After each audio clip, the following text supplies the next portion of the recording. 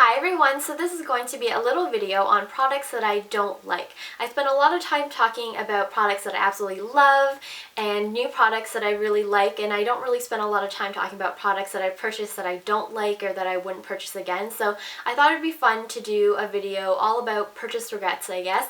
I get a lot of requests to do a video like this, so I'm kind of excited to do it because I do have products that I've purchased in the past or purchased recently that I don't like.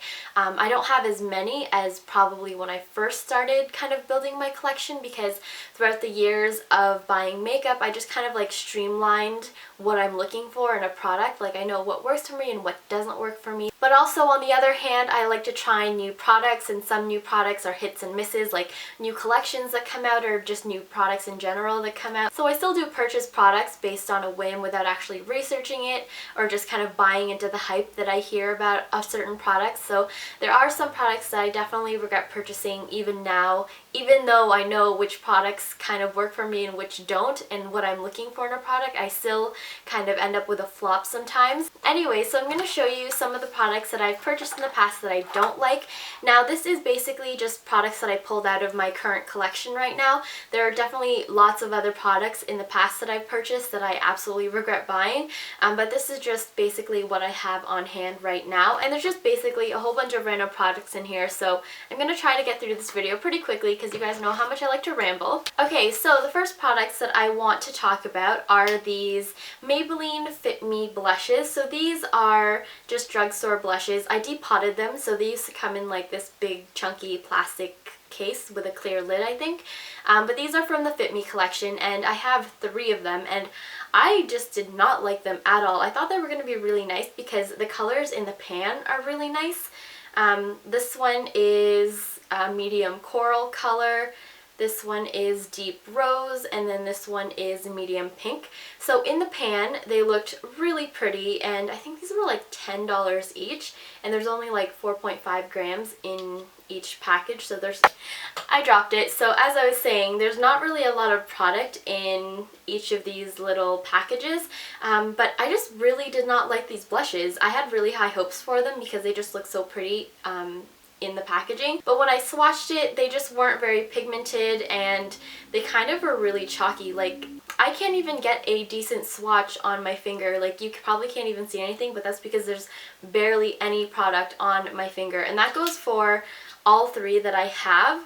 I'm not sure about any of the other colors in the line, but I just can't get these to work. I'm not sure what is wrong with these. I think the most pigmented one is medium pink, but overall they just don't swatch nicely, and they don't have nice pigmentation to them, and they're kind of a little bit chalky. So yeah, I really just did not like the Maybelline Fit Me blushes. If you guys have tried a color maybe something different from the one I have and love it, let me know in the comment bar below. Okay, so the next product is the Amazing Cosmetics Amazing Concealer, and this is actually a product that I used up in my Project 10 pan, but I kept the container because I wanted to mention it in this video, and I just really did not like this concealer. When I first got it, I was kind of in love with it because I heard so much hype about it, and then once the hype faded, like once I brought it home and I started using it for like more than the 5 minutes at the Sephora store that I went to, I really did not like it. It creased, and it kind of made my under eyes feel a little bit oily, even if I put like the tiniest amount on.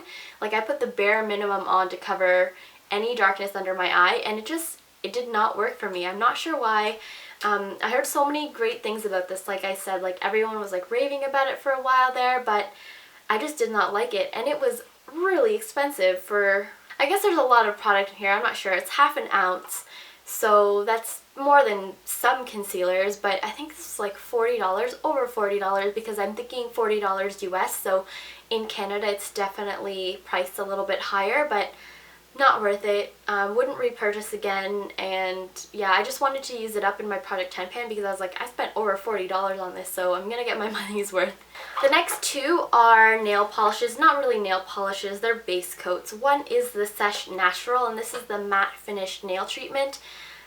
Not worth it. It kind of mattifies your nail, but it takes forever to dry for some reason, and I don't know, I just didn't like it. It wasn't really a great base coat. it didn't really help nail polish stay on my nail longer, and it didn't really help kind of protect my nail, so I didn't really like that. And then the next one is the OPI Ridge Filler. I really did not like this Ridge Filler. It looks very unnatural on the nail because it's like a milky gray color, so it doesn't look very natural on the nail. Yeah, I don't know, I didn't really feel like it filled in any of the ridges on my nail, but maybe it's just because I had bad feelings toward it to begin with that I'm saying that, but I really didn't like it. My all-time favorite base coat right now is the Butter London Flawless Nail Foundation base coat. All-time favorite, would repurchase that over and over and over again, but did not like the Seche Feet and the OPI Ridge Filler. Okay, next are brushes. One is the Spa Resource, what is this, Eye Contour one. It's the one with like the flat top. It kind of looks like a mineral brush, but it's an eye brush. It's probably because I just don't know how to use it, but I just don't find any use for it. Maybe it's because I don't put a lot of eyeshadow on, and that's why I can't find a use for it.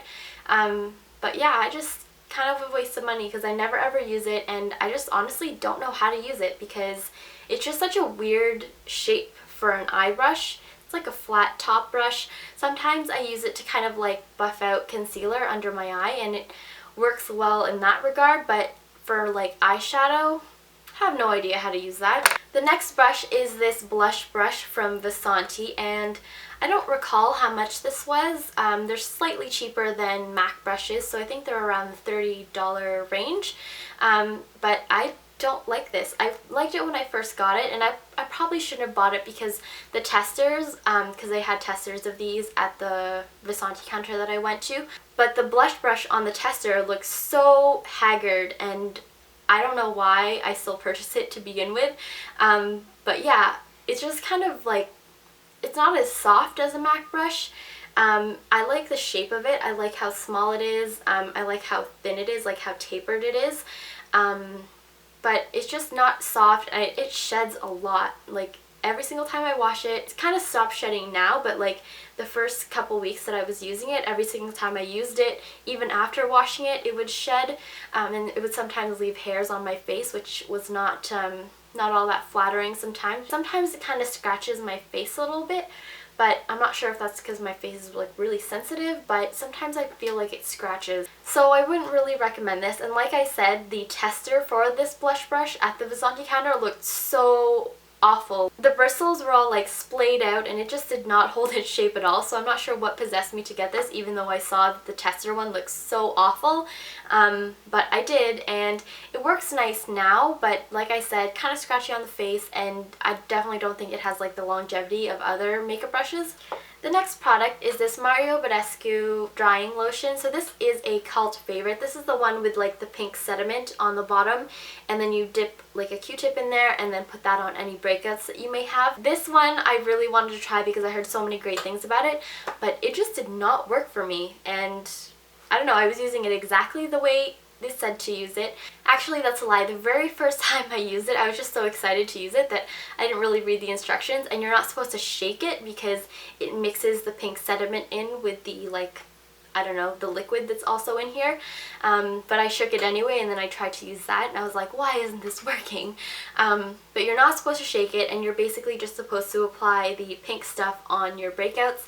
And even after I learned how to use this product correctly, it still did not work. It still took forever for my pimples to go away. I definitely prefer, if you're gonna buy a Mario Badescu product, I would highly recommend, let's see, I would highly recommend the Mario Badescu drying cream instead. I just much prefer this over the drying lotion. The drying cream worked so much better, and yeah, this one did not work for me at all, and kind of a waste of money. The next product is this PUR Minerals Pür Radiance. Now, I purchased this over the summer last year, so summer of 2011, and I thought when I was swatching it in the store that it looked really nice, but when I was actually applying it on, it's too glittery and sparkly and pink and chalky. So it doesn't really highlight anything. It's not like a flattering highlight on the skin.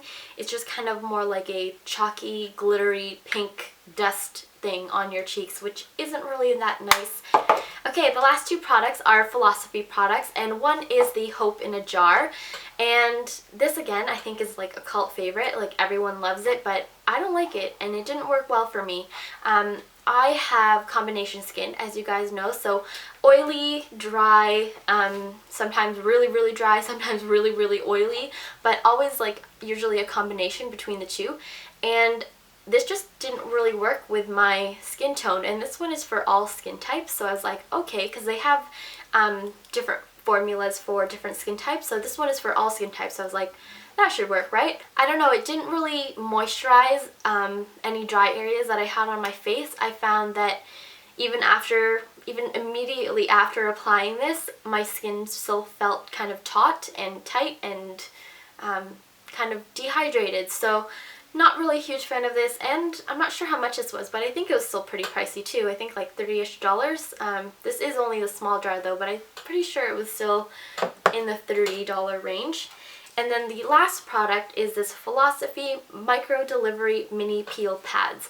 So this one is supposed to help exfoliate and smooth skin, and it has like, comes with like little pads, kind of like cotton pads, if I can get one out here. So cotton pads like this that are kind of like soaked in this like lactic acid. So like I said, it's supposed to kind of like exfoliate and smooth out the texture and tone of your skin.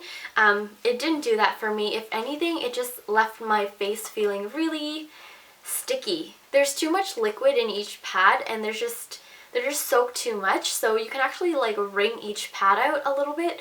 And even then that still doesn't help, because the residue that it leaves on your face, it's not exfoliating, it's not doing anything but making my face feel really sticky, and it was really weird. It was really strange. If anything, I thought it was going to dry out my skin too much because of the lactic acid, but it didn't do that. It just left my skin feeling really icky, and I didn't like the residue that left on my skin, so I was really unhappy with this product also.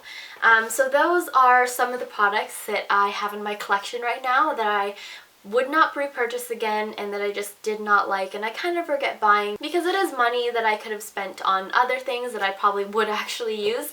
But yeah, so those were kind of fun to do. Let me know what some of the products that you have purchased in the past that you just absolutely regret buying or that just didn't work out for you. Oh, I also want to say, I probably should have said this in the beginning of the video, but oh well, that these products may not have worked for me, or I may not have liked them, but of course they're going to work differently on different skin types and skin tones and different people in general. So if you are interested in any of those, just go check out wherever you can purchase it and maybe just try it out, like take a sample or just try it out in the store and see if you like it. But yeah, just personally, I did not like any of the products that I just mentioned.